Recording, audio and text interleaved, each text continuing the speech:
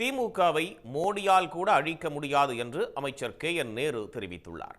மதுரை மாவட்டம் டி. கல்லுப்பட்டியில் எல்லோருக்கும் எல்லாம் திராவிட மாடல் நாயகரின் பிறந்த நாள் மற்றும் நிதிநிலை அறிக்கை விளக்க பொதுக்கூட்டம் நடைபெற்றது. கூட்டத்தில் பேசிய அமைச்சர் KN நேரு தேர்தல் வருவதால் பிரதமர் மோடி அடிக்கடி தமிழ்நாட்டிற்கு வந்து செல்வதாக கூறினார். மேலும் அமலாக்கத்துறையை வைத்து திமுக அரசை பாஜக மிரட்டுவதாகவும் குற்றம் சாட்டினார்.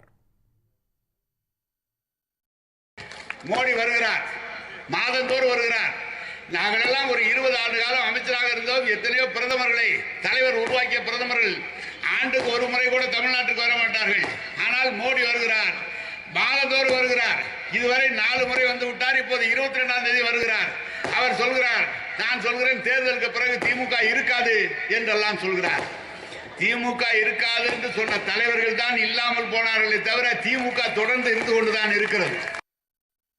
சாதி மதம் மறந்து ஒற்றுமையாக இருப்பவர்கள்தான் தமிழர்கள் என்று பாடநூல் நிறுவன தலைவர் லியோனி தெரிவித்துள்ளார். நெல்லையில் நடைபெற்ற திமுக பொதுக்கூட்டத்தில் பேசிய அவர், சுயமரியாதை உள்ள ஆறு தாமிரபரணி ஆறு என்று கூறினார்.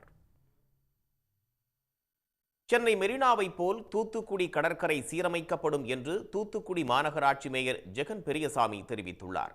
மாநகராட்சி கவுன்சிலர்கள் கலந்தாய்வு கூட்டத்தில் பேசிய அவர் இவ்வாறு தெரிவித்துள்ளார்.